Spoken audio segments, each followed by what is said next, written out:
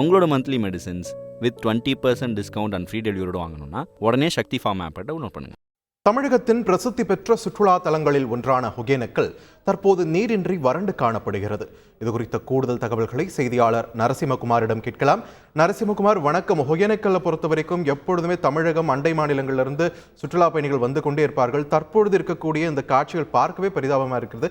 எந்த அளவுக்கு தண்ணீர் வரத்தானது இருக்கிறது? அங்கே சுற்றுலா பயணிகள் இது சம்பந்தமாக என்ன கருத்து தெரிவிக்கிறாங்க? முக்கியமாக இதுவே வாழ்வாதாரமாக கொண்டிருப்பவர்கள் என்ன சொல்றாங்க? விரிவான தகவல்கள் நரசிம்மகுமார். வணக்கம். தமிழகத்தின் பிரசித்தி பெற்ற சுற்றுலா தலங்களில் ஒன்றாக இருக்கக்கூடியது தருமபுரி மாவட்டத்தில் உள்ள ஒகேனக்கல் பகுதியாகும்.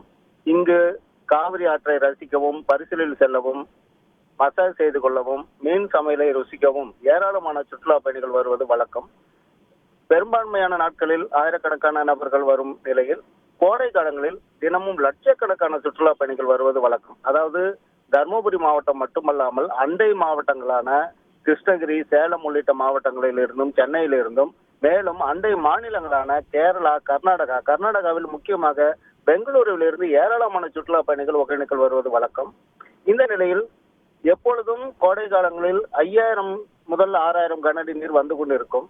ஆனால் தற்போது வெறும் 200 கனஅடி நீர் மட்டுமே ஒகேனக்கலுக்கு வருகிறது.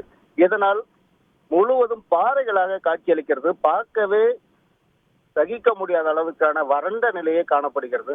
இதனால் வருகின்ற சுற்றுலா பயணிகள் மிகுந்த ஏமாற்றத்துடன் திரும்பி செல்கின்றனர். அதாவது பரிசல் பயணம் மேற்கொள்ள இயலவில்லை, தண்ணீர் இல்லாததால். இதனால் காவிரியின் அழகை ரசிக்க முடியவில்லை. நீர்வீழ்ச்சியிலும் சிறிய அளவிலேயே தண்ணீர் கொட்டுகிறது. இதனால் நீர்வீழ்ச்சியை குளித்து ரசிக்கவும் முடியவில்லை. இது போன்ற பல ஏமாற்றங்களை சந்தித்து மிகவும் ஏமாற்றத்துடன் சுற்றுலா பயணிகள் திரும்பி செல்கின்றனர். மேலும் சுற்றுலா பயணிகளின் வருகை, நீர்வரத்து குறைவின் காரணமாக சுற்றுலா பயணிகளின் வருகையும் குறைந்துள்ளது.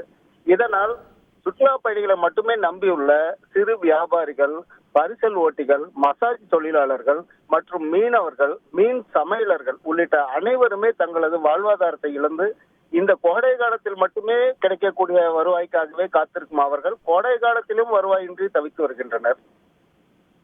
நன்றி நரசிம்மகுமார், உங்களுடைய விரிவான தகவல்களுக்கு. உங்களோட monthly medicines with 20% discount and free டெலிவரியோட வாங்கணும்னா உடனே சக்தி ஃபார்ம் ஆப்பை டவுன்லோட் பண்ணுங்கள்.